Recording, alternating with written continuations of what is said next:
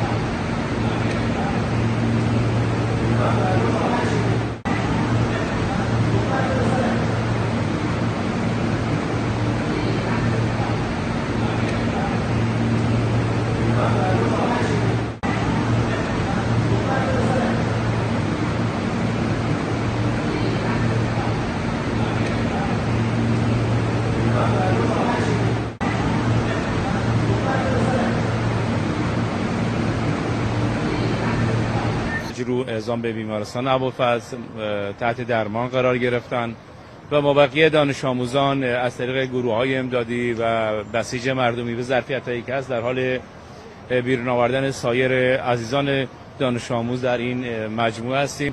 تقریبا 20 دقیقه بعد از صداهای انفجار ماشین‌آلات راهسازی شهرستان به اضافه نیروهای امدادی، نیروهای به حساب بیمارستان و حلال عمل همه توی صحنه بودن و شروع کردن به چند سالش بود؟ شیرین زبان 10 سال خدا ریاضت 10 سال نافهمم اینجا بگردم آجا بگردم. This morning the United States regime jointly and in coordination with the Israeli regime initiated an unprovoked and premeditated aggression against the Islamic Republic of Iran for the second time in the recent months, while deliberately attacking civilian populated areas in multiple large cities of Iran where millions of people reside.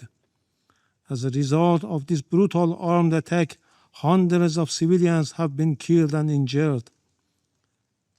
The aggression and atrocious crime of the United States regime and the Israeli regime and the deliberate and persistent targeting of civilian infrastructure are going. In addition to the numerous civilian residential buildings, the aggressors have also targeted a school in the city of Minab, Hormozgan province, killing more than 100 children. The number of innocent civilians continues to rise. This is not only an act of aggression, it is a war crime and a crime against humanity. What we witnessed yesterday in Tehran is, in fact, a clear violation of the United Nations Charter, specifically a direct breach of the principle prohibiting the use of force. What has occurred is an extremely dangerous development in international law.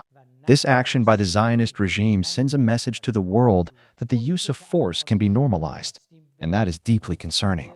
When we look at this incident, along with other examples, including the 12-day war launched against us, it becomes clear that the United States and the Zionist regime do not have much faith in negotiation. Their belief appears to be in power as the primary means of resolving disputes. One very important message that can be drawn from these actions is the revival of an arms race in the region. Of course, under Article 51 of the United Nations Charter, Iran's right to self-defense is preserved, and Iran has the legal right to defend itself and take military actions. At the outset, this incident constitutes a violation of the 4 Geneva Conventions and explicitly breaches the Convention on the Rights of the Child. Unfortunately, the United States is not a party to that convention. It is worth noting that the Convention on the Rights of the Child is considered one of the most important human rights treaties in international law.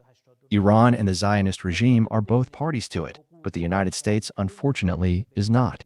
It is also noteworthy that almost 3 years ago, the Chinese government, in diplomatic discussions, urged the United States to accede to the Convention on the Rights of the Child and accept its obligations. Targeting this school constitutes a clear violation of the additional protocols to the Geneva Conventions, particularly the 4th Convention, as well as Article 38 of the Convention on the Rights of the Child. In any case, countries who respect human rights and are concerned about it should condemn this action. 播报新闻是我的日常，必须时刻保持妆容和皮肤的最佳状态。当来到人生中最重要的时刻，也是 KS 逆时奇迹帮助我轻松驾驭，闪闪发光。KS 逆时奇迹活肤露全效精华、精华霜，多达5种 EGF 6大冻龄关键成分，保湿效果让我非常满意，小细纹也不再困扰我。我就是我自己的最佳女主角。KS 让我从容自信，光彩动人。我是我人生中的大女主，我的最爱我做主。KS 逆时奇迹系列热卖中，下单请上快点购，透过中天新闻网 App 下单立减50，或输入 CTI 推荐码有额外折扣。